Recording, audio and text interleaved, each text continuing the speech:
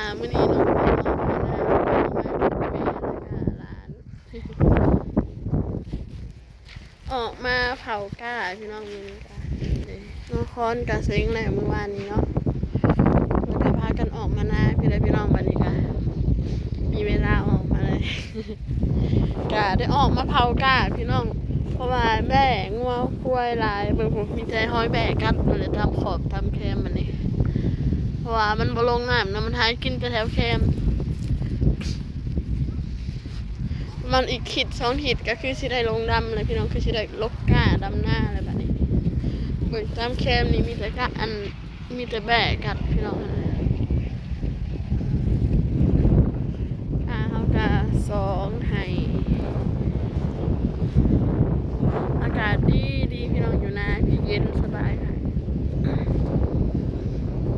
วันนี้น้องพรกับพี่แม่ออกมาแล้วก็ร้านชายพี่น้องอนุคือหมักพุงที่เขาปุ่นมาทำกินอยู่นะพี่น้องอากาศเย็นสบายค่ะอยู่แถวนี้กับบ่ทางยังกับอยู่เฮือนพี่น้องเสียงรถเสียงล้างหน้าก็อยู่แคมทาง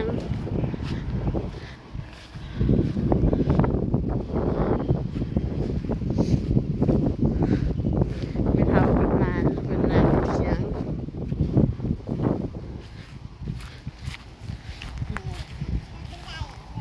แม่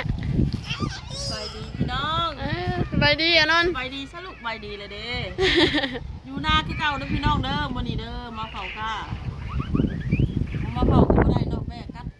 แอนตอนได้มาเผาพี่น้องบ่มาเผาแล้วก็แบะมากัดเมื่อวานนี้สตอนเพิ่นโทรมาบอกเพิ่นลงพลานเพิ่นเห็นแบะลง10มาละเป็น10 โตมากระทุนลืมเอามาเนาะเดี๋ยวแม่มันแข่งหักไปเลยแข่งเองนี่แล้วช้างยิงมากระทุนบ่เป็นนั่นยิงนะลูกเจ้าเด้อเป็นบ่ยิงเป็นบ่ยิงมากระทุนลูกลมเนาะหนาวมื้อนี้อากาศหนาวใช่เย็นนะพอดีแหละท่านเข้าแบบบ่ได้อัดทางลมพัดทางนาเพิ่นดำหน้าเลยได้พี่น้องทางนาดำแล้วแล้วกาด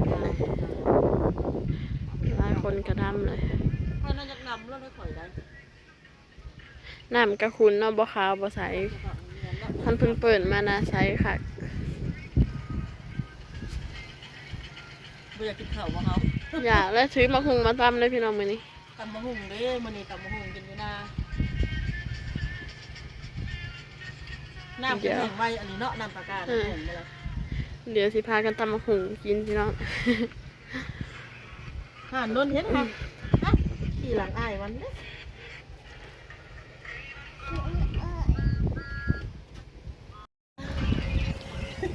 อีแม่กำลังสีตำหมักหุงสู่กินพี่น้องผักมาตะเฮือนผู้ใดนี่จ้ะบรรยากาศได้ขนาดพี่น้องนั่งกินตำอยู่เที่ยงนา ลมเย็นอยากกินมะขามบ่เบิ่งสีนี่ก็เป็นตะแสบขนาดพี่น้องเบิ่งไหม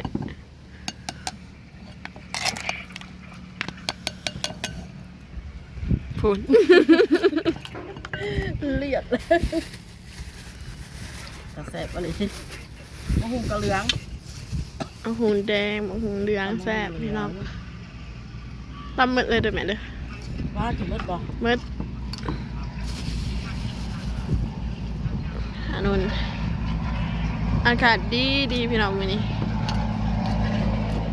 เชียงนานี่ใส่เบิดเฮ้ย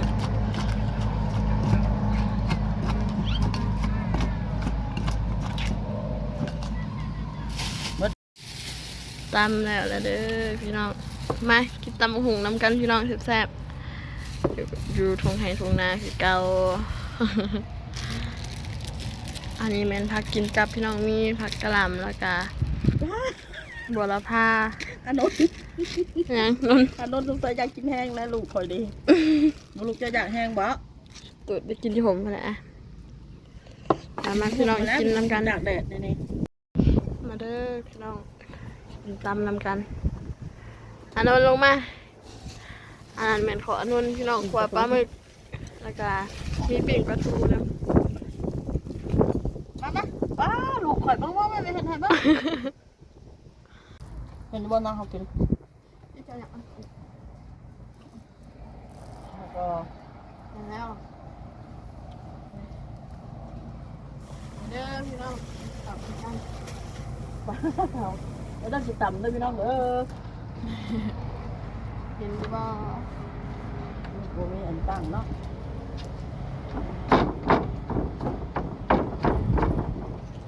อันนั้นมันเขา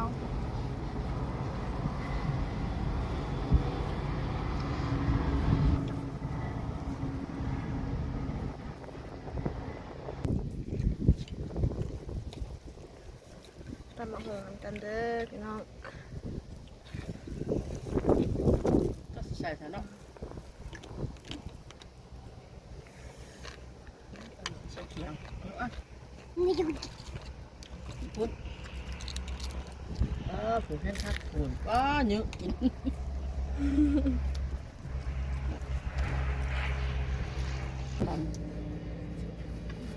คนจะเข้าขึ้น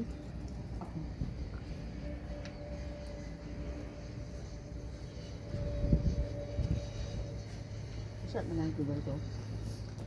ลูกเอา giúp bao giờ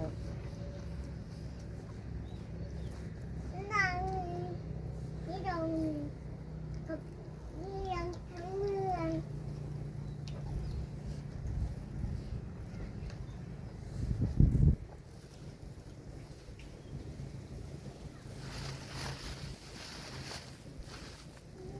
không theo sợ không phát triển cái như lại ảnh phát con mệt phát bằng ô cho làm của là pha đó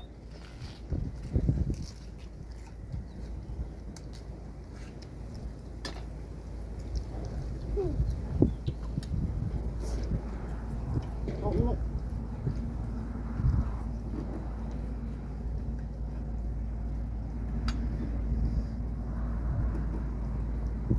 bạn ơi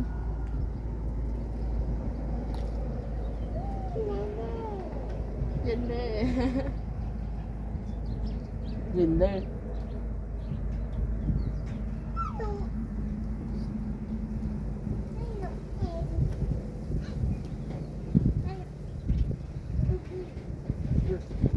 đangหิวข่าวกลิ่นปลาทูเกือบนำกระเดกเต้าเพชรบันปื้อ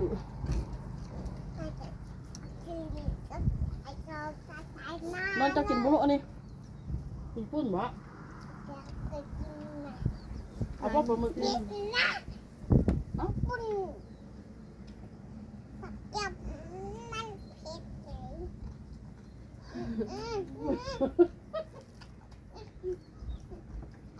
เอาพ่อปลาหมึกนี่ปูเต้นเลย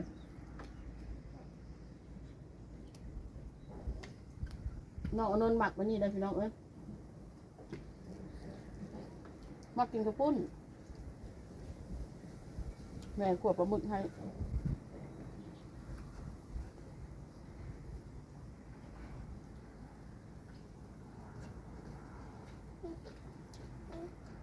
ไอ้บ้า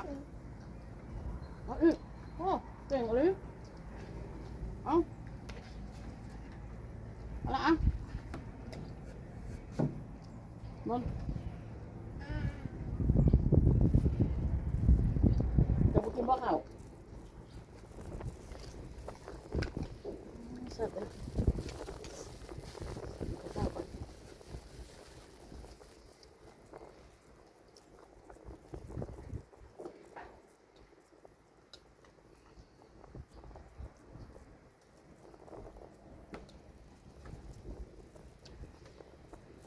จังดึกอยู่ขอแหบแสบ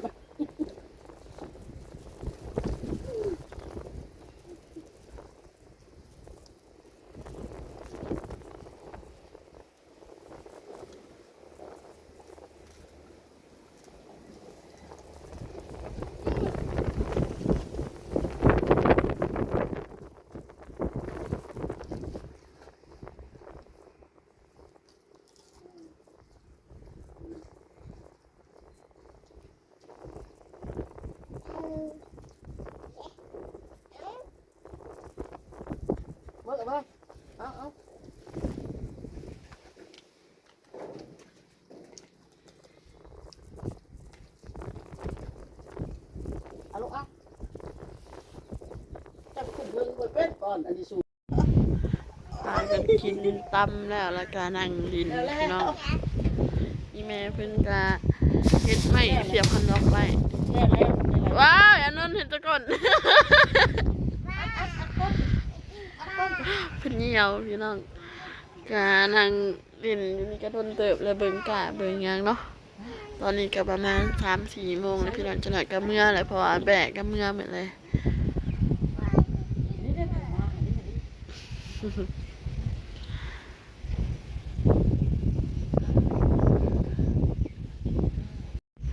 ร้านแม่ต้องสมุดแล้วคำแล้ว อืมแม่เมื่อหมดแล้วมันค่ำเลย อันนี้เป็นจะกินป่าเลย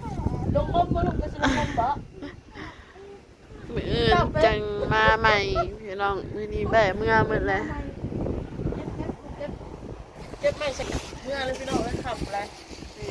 กาสำหรับคลิปนี้น้องคอนกาจะได้ขอลาไปก่อนเด้อพี่น้องพักซอกน้องคอนสวรรค์เด้อ ฝากส่งสาวด้วยพี่น้องเด้อ ลาไปก่อนพี่น้องสบายดี